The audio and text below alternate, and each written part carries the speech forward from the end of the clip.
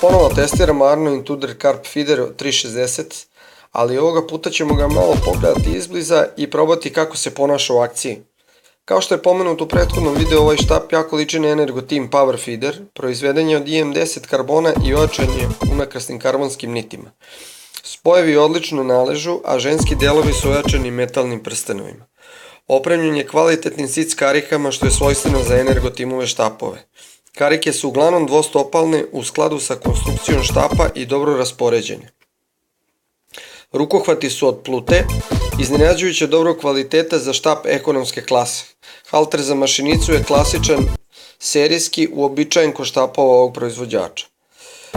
Isporučuje se sa 3 karbonska vrha koji nisu obeleženi, ali po slobodnoj proceni radi se o težinama bacanja oko 1,5, 2 i 3 unce.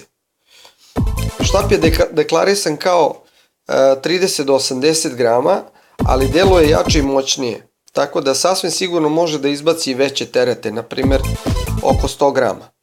Iako ima relativno jake vrhove, signalizacija je više nego dobra, čak i kada je sitnija riba u pitanju.